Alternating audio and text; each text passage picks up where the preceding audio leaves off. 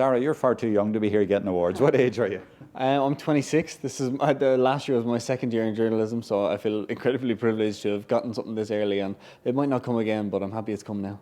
I'm looking out at Croke Park behind us here. It's in the dark now, but what a year they had coming up and ending up here. I'm wondering, for you as a journalist, what were the challenges and the highlights of that year? Is it too easy to say it was the final, but what would you pick out? Maybe was a famous injury in the final, there were great performances. What did you remember from the year? So much. Like, I know they won everything, but it would be ridiculous to sum their year down to winning everything. Their league final with Clare was 2-11 to 2-10. So was the All-Ireland final that was here, of course. It was all incredible. They had a big injury to Lauren Burke, which nearly cost them the All-Ireland final as well. It was incredible, and it was so good to write about. It wasn't that they were flat track bullies and they were running over everyone. Every game seemed to be enthralling, and that made my job so much easier. Well, talking about your job, can you remember a headline or a particular interview or something you thought, I'm really proud of that, I got that, that was great? Actually, not that long ago as well. It was an interview with Roisin Byrne, of course, one of the stars of ladies football in this country. But I'd had a moment where I noticed, after she was only back from injury, I noticed after she won the Leinster final, I noticed all her family come over to the sideline and embrace her, and it was just such a lovely, touching moment. And I never wrote it anywhere for about 3 or 4 months until I did a proper piece with her, and I was able to include it. And she actually took a screenshot of it and sent it to me and said how much she enjoyed it. And that means the world. That's more than any award nearly, that someone really took home that with them and really enjoyed it. It was so nice.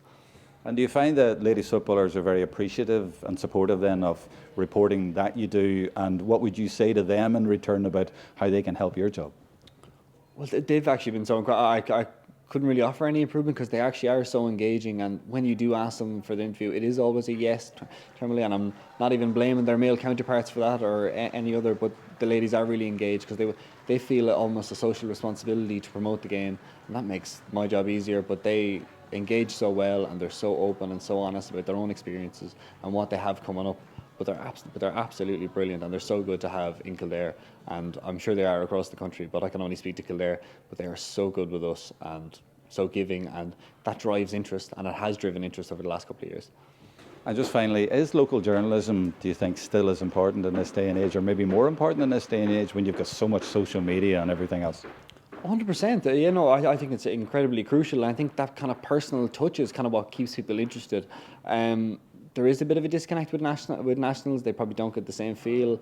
I know a few previews have been done for big games with the Kildare ladies, and they kind of feel disconnected from it because they don't know them as intimately as a local journalist would, whether that's me or someone else, and they might feel that in different counties as well. But I have watched them up and down the country. No one is going to know that team setup better than I will or someone else will in an opposition county. So no, that personal touch and that deep, in-depth knowledge is still really key.